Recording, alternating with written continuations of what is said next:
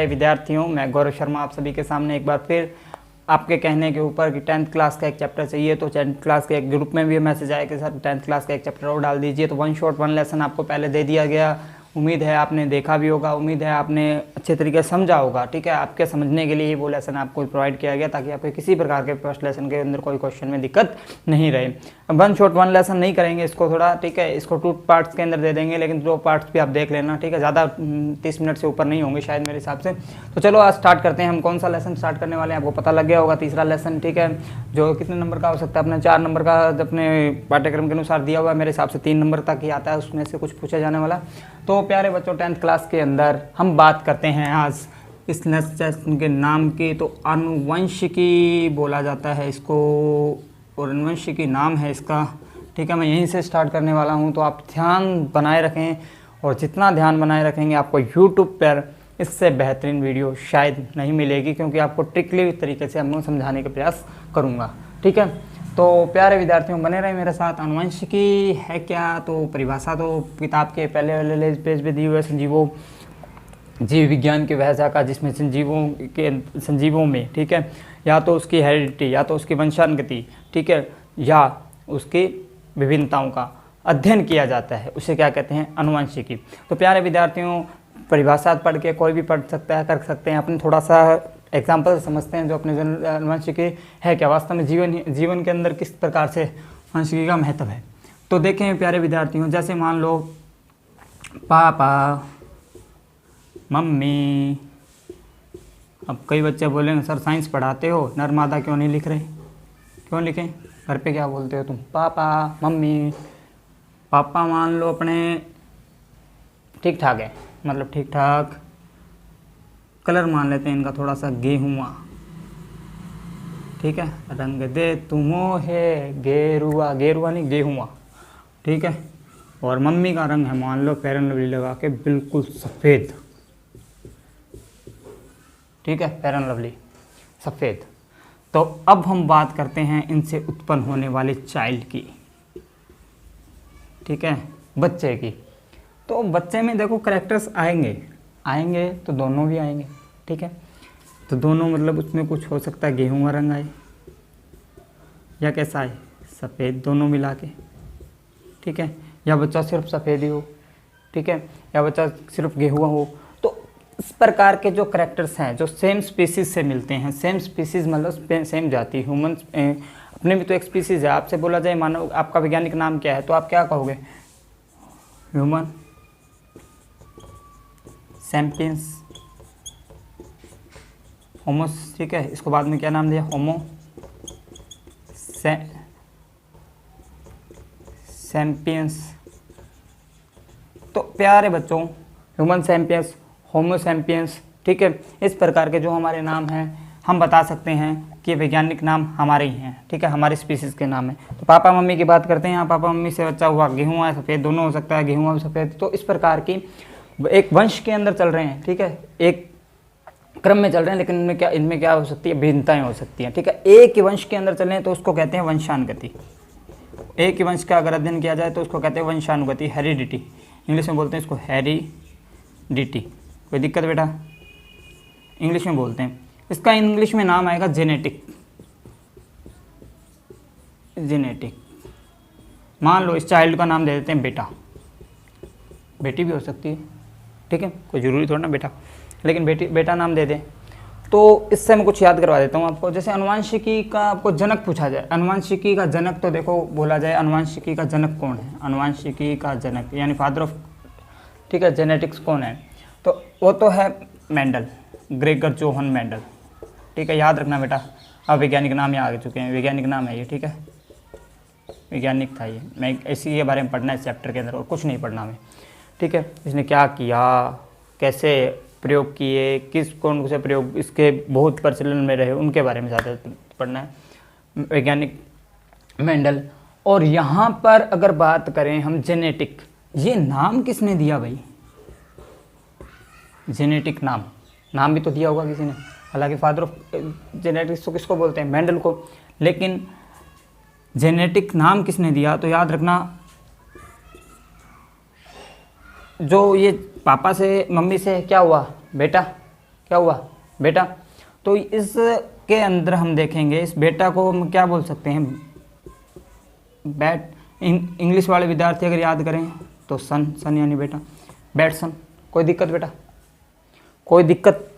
इसी प्रकार वंशानुगति नाम के दिया, वंशानुगति को इंग्लिश में बोलते हैं हेरिडिटी। आपसे पूछते हैं इसको नाम किसने दिया, तो स्पेंसर। स्प्लेंडर मोटरसाइकिल से याद कर लेना, स्पेंसर, ठीक है, स्पेंसर। तो ये हमें थोड़े से याद रखने पड़ेंगे। वैज्ञानिक नाम है, फिर बता रहा हूँ, ये वैज्ञानिक है, ठीक है, और ये भी वैटसन भी वैज्ञानिक था। तो प्यारे विद्यार्थियों, क्या याद किया हमने इतनी सी देर के अंदर। देखो आनुवंशिकी है क्या, जीव विज्ञान के अंदर जब भी सजीवों का अध्ययन, सजीवों के बारे में पढ़ा जाता है, तो सजीवों के बारे में जब पढ़ा जाएगा तो उनके अंतर्गत अगर मान लो, पहली बात तो हमें अध्ययन करना पड़ता है। तो अध्ययन किसके बारे में करेंगे, एक तो उनकी वंशानुगति, और एक अगर भिन्नता के बारे में अध्ययन कर रहे हैं कि उनमें किसके प्रकार की भिन्नता पाई जा सकती है, तो उसको कहेंगे अनुवांशिकी, ठीक है। इसको अनुवांशिकी के लक्ष्य, और इसके अंदर लक्षण भी दिखाई दे सकते हैं अपने को इस प्रकार से। तो अगर, और एक ही कैरेक्टर्स के अंदर, एक ही पीढ़ी के अंदर मान लो आपके पापा, आपके ही दादा, इनके भी पापा और इनके भी दादा, इनके भी मतलब पापा पापा, ठीक है, पापा पापा करते हैं, और इनके भी पापा, आप यहाँ बेटा। अब यहाँ से आपका अध्ययन स्टार्ट हुआ कि आपके बारे में यहाँ से जानना स्टार्ट किया कि आपके जो जीवन है, ठीक है, आप में जो लक्षण से वगैरह हैं यहाँ से क्या दिखाई दे रहे हैं क्या, धीरे धीरे धीरे, या इनमें ये लक्षण दिखाई दिए, फिर इनके अंदर, फिर इनके अंदर, ये जो क्रम चल रहा है इसको कहेंगे वंशानुगति। कोई दिक्कत बेटा, बहुत आसान सा है, बात बताई मैंने आपको, कोई इसमें लाग लपेट नहीं रही अपनी कि इसके अंदर क्या क्या चीज़ें हमें याद करनी पड़ेंगी सर, क्या नहीं। तो मैं सीधी सी बात बता रहा हूँ, अनुवांशिकी के बारे में बता दिया, इसके बारे में बता दिया, इसका नाम हेरिडिटी, नाम किसने दिया, स्पेंसर, स्प्लेंडर मोटरसाइकिल से याद कर सकते हो। जेनेटिक्स नाम दिया बेटा, बेटा बेटसन, ठीक है, याद रखने वाली बात है। और जो अनुवांशिकी के जनक किसे कहा जाता है, मेंडल को। प्यारे बच्चों, और बचा क्या है इसके अंदर, ठीक है, आगे करें स्टार्ट। तो ध्यान से सुनते रहें, समझते रहें, कुछ भी नहीं है इस लेसन के अंदर, सिर्फ और सिर्फ इतना सा है कि आपने फर्स्ट टाइम पढ़ा होगा तो आपको थोड़ा सा पढ़ना पड़ेगा, बस बात ये है। उसके बाद सेकंड टाइम, थर्ड टाइम अगर आप एक दो बार अभ्यास करोगे तो उसके बाद आप इतने परफेक्ट हो जाओगे कि आप भी मार्कर के ऊपर बोर्ड लेकर, मार्कर जो बोर्ड के ऊपर लेकर खड़े हो सकते हो, और उसके बाद कहीं ना कहीं अपना भी कुछ ना कुछ कार्य कर सकते हो। तो प्यारे बच्चों, अब हम बात करने जा रहे हैं नेक्स्ट टॉपिक, ठीक है। नेक्स्ट टॉपिक क्या रहेगा हमारा, किसको जानना है, मेंडल को। बहुत ही शानदार, याद रखना इसको, मेंडल, ठीक है, बहुत बढ़िया वैज्ञानिक था ये, था, क्यों, क्योंकि चल बसा। अब इसकी बात कर लेते हैं 22 जुलाई, 22 को फिर 22 पीछे लिख दो, 1822 में जन्म होता है इनका, महाशय का, ठीक है। एक ऐसा वैज्ञानिक जो पृथ्वी पर आकर आज भी पढ़ा जा रहा है, जाने के बाद भी उसको पढ़ना पड़ रहा है, मार्क्स के लिए नहीं, 4 नंबर के लिए नहीं। लोग इनसे अभी भी, आज भी संकरण की स्थितियाँ वगैरह, बीजों को अभी भी जो उत्पादन वगैरह चल रहा है वो सारा इसी के कारण चल रहा है, ठीक है। तो मेंडल का जन्म मैं आपको मैंने बता दिया, ठीक है, 22 जुलाई 1822 को। कैसे याद करना है वो भी बता दिया, कोई दिक्कत वाली बात नहीं है। ऑस्ट्रेलिया में हुआ था, ठीक है, ऑस्ट्रेलिया में ग्राम है सिल्विंस, उसके अंदर हुआ था, पर आपको ऑस्ट्रेलिया याद रख लेना बहुत है, ऑस्ट्रिया। अब हम बात करते हैं बेटा मेंडल, मैं से पकड़ना है मटर, इसको नाम याद रखना बेटा, कई बार मटर नहीं होता, उद्यान मटर, ठीक है, किस्म है ये मटर की, उद्यान मटर। तो इसके ऊपर प्रयोग किए थे इसने। सबसे पहला क्वेश्चन, मटर का एक और बता देता हूँ, इसका वैज्ञानिक नाम है बेटा, वैज्ञानिक नाम, ठीक है, जो इंटरनेशनल स्तर पर पहचाना जाएगा, पाइसम सेटाइवम, पाइसम सेटाइवम। एक वैज्ञानिक ट्रिक लेके आऊँगा आपके सभी नामों की, बहुत शानदार, देखना, जो 14 नंबर लेसन के अंदर है शायद आपके, ठीक है, उसको भी एक ज़बरदस्त तरीके से करवाऊँगा आपको। तो पाइसम सेटाइवम, मेंडल मटर, पाइसम सेटाइवम। मेंडल मटर का तो आपको समझ में आ चुका होगा, ठीक है। अब हम बात करते हैं इसकी कि ये क्या था, इसके मरने के बाद इसके प्रयोगों को लोगों ने समझा। यार पहले इसने बताया कि ऐसा ऐसा करके संकरण वगैरह करवा के ऐसे बीज बना सकते हैं, ऐसे लोग हंसते थे, ठीक है, सिर्फ बात पे सिर्फ और सिर्फ हंसते थे और कुछ नहीं था इस पर। बाद में लोगों ने जाना वास्तव में है क्या यार ये, ठीक है, इसने क्या चीज़ें दी हैं, उसके बारे में हम चर्चा करेंगे अभी। तो एक चीज़ और ध्यान रखें प्यारे बच्चों कि ये तो हो गया, ठीक है, अपना एक उद्यान मटर वगैरह पाइसम सेटाइवम, ठीक है। और इसके बाद अगर बात करें तो इसने ये क्या किया, अपना इसने अपना ये जो भी तामझाम था इसके पास, जो भी संकलन वगैरह करवाने के बाद भी जो शोध वगैरह जो थे वो क्या किया, इसने एक शोध पत्र में दिया। इन्होंने कहा कि एक शोध पत्र में प्रकाशित किया इन्होंने, उसका नाम था ब्रून सोसाइटी ऑफ नेचुरल हिस्ट्री। प्यारे बच्चों याद रखने वाली बात, ब्रून सोसाइटी ऑफ नेचुरल हिस्ट्री, इस प्रकार के एक शोध पत्र जो प्रकाशित होता है उसमें उन्होंने इसमें ये जो अपना जितना भी इनके पास तामझाम था उन्होंने इसमें प्रकाशित करना चाहा, ठीक है। तो प्यारे बच्चों एक बात और ध्यान रखें कि ब्रून सोसाइटी ऑफ नेचुरल हिस्ट्री के बाद इनका जो प्रयोग था, ठीक है, वो प्रयोग को नाम जाना पादप संकरण प्रयोग के नाम से जाने लगा। जब शोध प्रकाशित हो गया ना, प्रकाशित कैसे हुआ उसको वो देखें, पादप संकरण के नाम से, ठीक है। पादप संकरण के प्रयोग कह सकते हो, पादप संकरण कह सकते हो। तो इस प्रकार के प्रयोग द्वारा ही उसने क्या किया, प्रकाशित किया पादप संकरण पर प्रयोग। कोई दिक्कत बेटा यहाँ तक, ठीक है। उसके बाद पादप संकरण पर प्रयोग भी हो गया। उसके बाद इसका अलग से नाम देखा जाए तो इसको आनुवांशिकता का नियम अलग दिया गया। क्या नाम दिया गया, आनुवांशिकता के नियम पादपों में दिए इसने, ठीक है। ध्यान रखने वाली बात है बेटा। तो प्यारे बच्चों आपको क्या याद रखना है, मेंडल, मटर, ठीक है, मैं बताई जा रहा हूँ, सुनते रहना। मेंडल जन्म 22 जुलाई 1822 ऑस्ट्रेलिया, उद्यान मटर के ऊपर पादप प्रयोग के लिए ये चीज़ ली इसने। और वैज्ञानिक नाम इसका ये पाइसम सेटाइवम, बढ़िया इंपॉर्टेंट है, पूछे जाने वाला भाग, ठीक है। शोध पत्र ब्रून सोसाइटी ऑफ नेचुरल हिस्ट्री में दिया। आगे उसका प्रकाशन पादप संकरण प्रयोग के रूप में हुआ, फिर उसको आगे आनुवांशिकता के नियम बोला गया। प्यारे बच्चों कोई दिक्कत यहाँ तक आपके दिमाग में सेटल होना चाहिए। मैं फिर कह रहा हूँ आपके दिमाग के अंदर वो चीज़ें जानी चाहिए जो मैं बताने की प्रयास कर रहा हूँ, ठीक है। बिल्कुल इस व्यू के अंदर ही आप याद करो, कोई परिभाषाएं नहीं, कोई कुछ नहीं, आप सिर्फ और सिर्फ इस व्यू के अंदर अपने दिमाग के अंदर बिठाओ। उसके बाद फटाफट खुद लेसन को बोलना प्रारंभ कर दोगे तो हाँ, और आप जब लेसन को बोलना प्रारंभ कर दो ना इस व्यू के अंदर, तो समझ लेना बेटा कि हो गया कार्य आपका, ठीक है। इस लेसन संबंधित कंप्लीट लेसन संबंधित कार्य हो गया।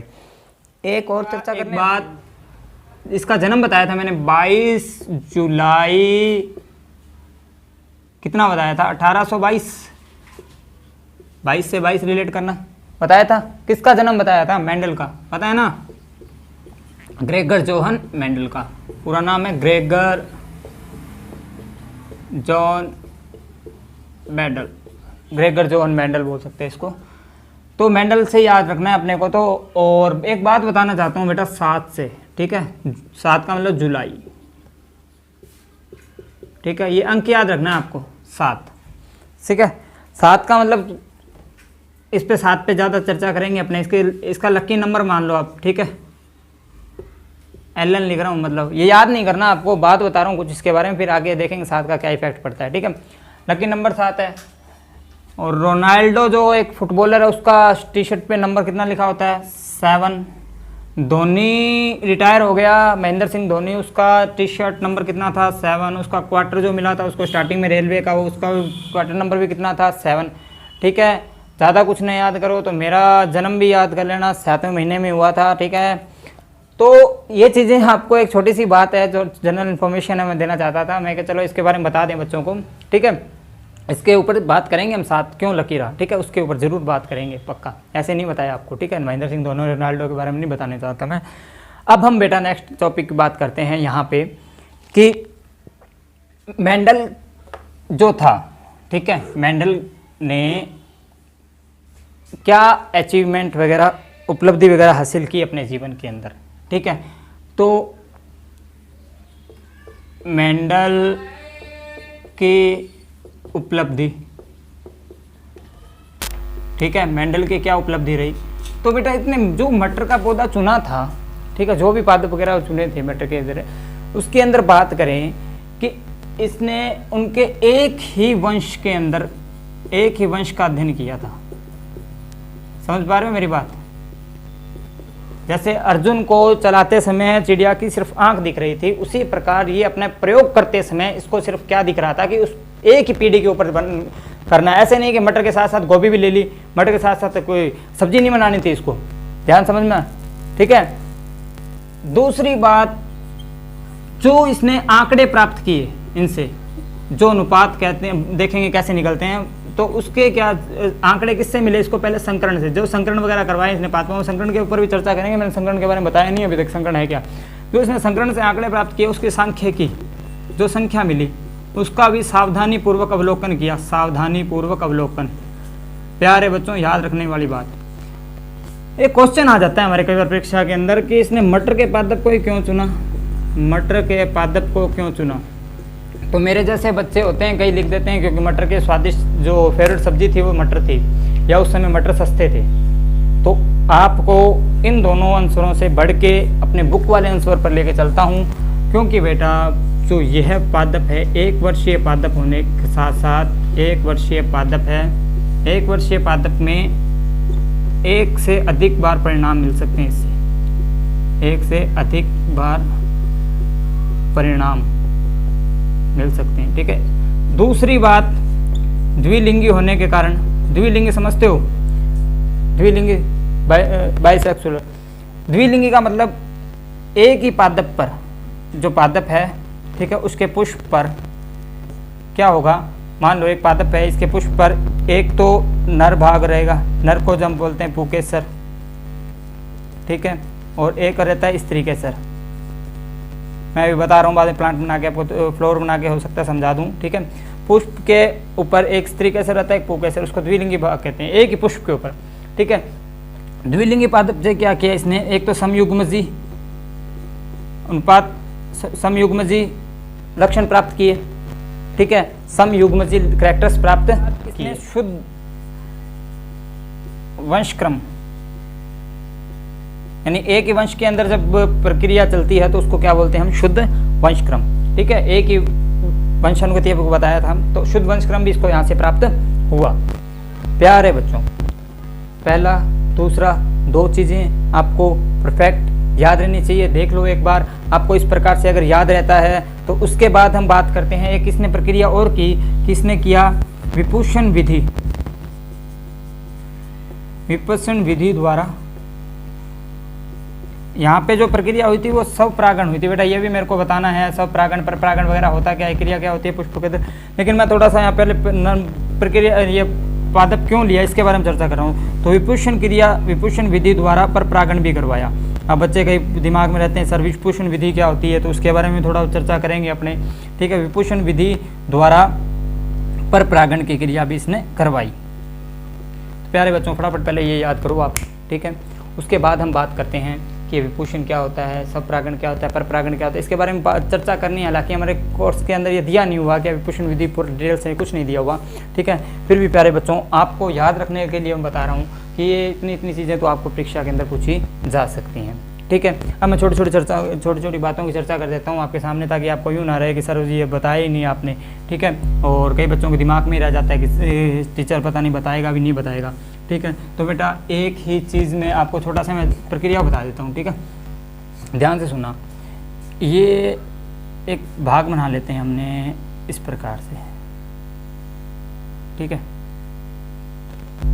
मेरे ड्रॉ वगैरह जो बनाता हूँ, डायग्राम वगैरह बनाता हूँ मैं, तो उनमें मैं इतना मतलब ध्यान रखना, इतना परफेक्ट नहीं हूँ, चित्रकार इतना ज़्यादा नहीं हूँ, तो आपको सिर्फ समझाने के लिए बता रहा हूँ, ठीक है। समझना है आपको, और ताकि यह बुक में तो है नहीं हमारे, इसलिए अभी से, ठीक है, ड्रॉ वगैरह दिया नहीं हुआ, फिर भी मैं आपको थोड़ा सा बताने का प्रयास कर देता हूँ। प्यारे बच्चों, समझना है आपको, ठीक है। ये जो पुष्प है ये, ठीक है, मेरी तरफ से है, ठीक है। आपकी तरफ से पता नहीं यार, कुछ भी बोल दोगे सर ये क्या बना दिया, ठीक है। पुष्प है ये बेचारे, इस पुष्प के ऊपर क्या होता है, ये जो ऊपर वाला भाग दिख रहा है, ठीक है, ये जो ये पूरा जो भाग है, मैं देखो मार्कर लगा के बता रहा हूँ, ठीक है। ये जो भाग है, ये इस सिर्फ इतना भाग, इतने भाग को इसको बोलते हैं स्त्रीकेसर भाग होते हैं, ये स्त्रीकेसर, ठीक है। पूरा ये वर्तिका, वर्तिकाग्र वगैरह इनके अंदर होता है, वर्तिका, वर्तिकाग्र और ये अंडाशय, ठीक है। ये पूरा का पूरा स्त्रीकेसर भाग है, ठीक है। मैं सिर्फ स्त्रीकेसर पुंकेसर के बारे में बता रहा हूँ, ध्यान से सुनना। इसके बाद ये होते हैं अपने, ये पूरा का पूरा जो भाग है इसको, ठीक है, पूतंतु, इसके अंदर परागकोश, इसके अंदर परागकण भरे होते हैं, ठीक है। परागकण और परागण, परागण तो एक क्रिया है, परागकण परागकोश में निर्माण होता है जिनका, ठीक है। तो ये परागकोश होता है, इसके अंदर ये जो बनते हैं ये परागकण होते हैं, इसके अंदर परागकण बनते हैं, इसको परागकोश बोलते हैं, ठीक है। और ये पे नाम है सारे, तो इसीलिए इसको क्या बोलते हैं, पुंकेसर। ये पूरे भागों को क्या बोलते हैं, पुंकेसर। तो बेटा इतनी सी बात बता दी मैंने, पहले बता रहा हूँ आपको, बाद में चर्चा कर लेंगे अभी कभी पूरी इसकी, कि स्त्रीकेसर पुंकेसर वगैरह इस पर किस प्रकार से क्रिया करते हैं। तो विपूषण की क्रिया में क्या होता है बेटा, कि ये जब इधर कोई पहले सब परागण और परपरागण और बता देता हूँ, फिर दिमाग में रह जाएगा आपके, ठीक है। सब परागण और परपरागण। तो सब परागण के अंदर क्या होता है बेटा, कि सब परागण में यदि इसी के पराग को एक ही पुष्प में उसी के पराग कोश से जो पराग कण होते हैं उसी की वर्तिकाग्र पे जाके गिर जाते हैं, ये जो स्त्रीकेसर वाले भाग पे जाके गिर जाते हैं, तो वो क्या कहलाता है, स्वपरागण, यानी खुद के पुष्प में ही काम कंप्लीट। इसके बाद परपरागण का मतलब किसी एक पुष्प के पराग कण किसी अन्य पुष्प की वर्तिका, इसी के समान जैसे कोई अन्य पुष्प है उसके भी यही सेम लगा होगा, तो उसके पराग कण यहाँ से उड़े और हवा किसी कीट के अन्य माध्यम से वहां पर पहुंच गए, तो इस क्रिया को कह देंगे परपरागण, ठीक है, यानी अन्य। तो मैंने बताया विपूषण की क्रिया के अंदर क्या करते हैं बेटा, इसको ये जो परागकण निर्माण होते हैं इसके ऊपर नहीं गिरने देते, तो इनको ढक देते हैं ऊपर से, ठीक है, बांध देते हैं और पूरे पुष्प को ऊपर से पैक कर देते हैं, ताकि एक क्या करते हैं इसके बाद में यहाँ से परागकण निकाले किसी अन्य पुष्प पे प्रक्रिया कहलाते हैं, जिसको कहते हैं परागकण। मैंने विपूषण के अंदर परागकण की क्रिया बताई, ठीक है। छोटी सी बात थी, आपको जनरली पता भी होता है कई बच्चों को, ठीक है, फिर भी पता नहीं मेरे से क्यों पूछते रहते हो कि सर ये बताओ, छोटी सी बातों को और बता दिया करो, कई बच्चे ग्रुप में भी कमेंट कर देते हैं। तो छोटी सी छोटी बातों को बेटा नया बताकर अपने सिलेबस के अंदर चलते हैं। अब मेरी बात सुनो, मैंने अभी कहा था आपको 7, ठीक है। तो मेंडल ने क्या किया, मेंडल ने जो लक्षण लिए, ठीक है, मटर के पादप के, उसमें क्या किया, उसके अंदर मेंडल ने जो लक्षण प्राप्त किए मटर के पादप के, उसमें 7 जोड़ी विपर्यासी लक्षण लिए, 7 जोड़ी विपर्यासी लक्षणों पर अध्ययन हुआ, या इन्होंने 7 जोड़ी विपर्यासी लक्षण लिए। अब वो कौन कौन से हैं, ठीक है, तो क्रम संख्या समझ में आ रहा है बेटा। इसके बाद बात करें हैं जो लक्षण लिए किसके, पादप के, और स्टार्टिंग में कौन सा प्रभावी था और बाद में कौन सा अप्रभावी रहा, यानी अप्रभावी लक्षण और प्रभावी लक्षण कौन से मिले। प्यारे बच्चों साथ साथ याद करते रहना, 1 2 3 4 5 6 7, कोई दिक्कत बेटा इसके अंदर। प्यारे बच्चों ये बुक में जो टेबल बनी हुई है आपके, ठीक है, ज़्यादा टाइम न लेते हुए आपका, इसीलिए मैंने पहले टेबल बना दी ताकि आपको ये लगे कि इसके अंदर हमें किस प्रकार से बस याद करना है, याद करना आना चाहिए हमें। तो देखो प्यारे बच्चों 7 विपर्यासी लक्षणों को याद करने की पहले स्थिति ऊंचाई व्यक्ति लंबा या बौना 2 ही हो सकते हैं, तो ठीक है। तो पादप भी इसमें प्रभावी क्या रहेगा, लंबा, और अप्रभावी क्या रहेगा, बौना, ठीक है। इसके ऊपर हम विशेष रूप से चर्चा करने वाले हैं। इसके बाद प्यारे बच्चों ध्यान रखें, पुष्प की स्थिति, पुष्प की जो स्थिति है, पुष्प की स्थिति कैसी, कक्षीय और अग्रस्त, कक्षीय और अग्रस्त, ठीक है, या तो एक्सिस या अग्रस्त, 2 प्रकार की स्थिति बन सकती है पुष्प की। ध्यान रखना पादप के बाद क्या आ रहा है, पुष्प की स्थिति कक्षीय और अग्रस्त। इसके बाद परिपक्वन फली की स्थिति, तो फली फै से याद करो, परिपक्वन फली, फूली हुई, फूली के बाद दूसरी क्या चिपक जाएगी, जिसको बोलते हैं संकीर्णित होना, ठीक है। फूली हुई तो प्रभावी में और संकीर्णित अप्रभावी में, याद हो जाएगा किसकी, परिपक्वन फली की स्थिति। इसके बाद परिपक्वन के बाद अपरिपक्वन फली का रंग, अपरिपक्वन फली का रंग, रंग रै से, रै दिख रहा है ना, हरा हरा, और क्या हो जाएगा, पीला। ये तो देखो बेटा अपरिपक्वन फली के रंग में और क्या हो जाएगा, हरा और पीला। अब यहाँ अगर बात करें तो बीज का अगर रंग पूछा जाए, बीज का रंग प्रभावी में क्या रहेगा, पीला, और बाद में क्या रहेगा, हरा। बीज तो पहले रहेगा, प्रभावी जो होगा वो हरा, सॉरी पीला, और जो अप्रभावी रहेगा वो क्या रहेगा, हरा। प्यारे बच्चों इसको समझते रहना। इसके बाद पुष्प का रंग बैंगनी और क्या रहेगा, सफेद, प्रभावी में बैंगनी और अप्रभावी में क्या रहेगा, सफेद। जैसे पुष्प में आप ये देखो, पुष्प पै, और यहाँ पै से आप फै बना लो, तो फै किस में आ रहा है, सफेद में आ रहा है, तो उसको अप्रभावी में, और यहाँ पर क्या बन रहा है, बैंगनी। प्यारे बच्चों, बीज की आकृति, बीज क्या होता है, गोल। ठीक है, बीज अगर वाले यहाँ पे देखो बीज की आकृति ले तो गोलाकार, तो क्या रहेगा, प्रभावी। और उसमें अगर मान लो इस प्रकार रिंकल्स हो जाएंगे, इस प्रकार से वो गोल है, गोलाकार है, इस प्रकार से झुर्रीदार हो जाएगा मान लो। ठीक है, तो क्या बन जाएगा, अप्रभावी। तो प्यारे बच्चों, उम्मीद करता हूँ आपको ये और ये स्थितियाँ तो हमें विस्तार से समझनी पड़ेंगी। ठीक है, तो 7वीं प्रयासी लक्षण बोलने का आप वापिस प्रयास कीजिए। आप किस प्रकार से इनको समझने का प्रयास कर सकते हैं या किस प्रकार से आप आसानी से समझ सकते हैं। तो आप इसकी एक टेबल पहले स्टार्टिंग में 1 2 3 4 5 7 बना के देखें। इधर लिखें पादप के लक्षण, एक साइड लिखें प्रभावी और एक साइड लिखें अप्रभावी। अब इसके बाद हम बात करते हैं फर्स्ट के अंदर, तो पादप की क्या रहेगी, ऊंचाई। पादप की ऊंचाई की अगर बात करें तो वो कैसा रहेगा, लंबा और पौना, लंबा, प्रभावी और अप्रभावी। पहले प्रभावी लिखने और बाद में अप्रभावी, तो इस प्रकार से आप याद कर सकते हैं। दूसरी अगर बात करें हम यहाँ, तो जो अगर हम बात करें दूसरी स्थिति की, तो इसके अंदर किसकी स्थिति, पुष्प की स्थिति। तो पुष्प की जो स्थिति रहेगी वो कैसी रहेगी, कक्षीय और अग्रस्त, कक्षीय और अग्रस्त, एक्सिस। ठीक है, और क्या रहेगी, अग्रस्त। उसके बाद अगर बात करें परिपक्वन फली की स्थिति, परिपक्वन फली की स्थिति, तो परिपक्वन फली फै से, ठीक है, फली की स्थिति, अगर परिपक्वन फली की स्थिति लेंगे तो फै से फूली हुई और उधर क्या रहेगी, संकीर्णित। ठीक है, आपको बताया ना, फै से क्या रहेगी, फूली हुई और उधर क्या रहेगी, स्थिति।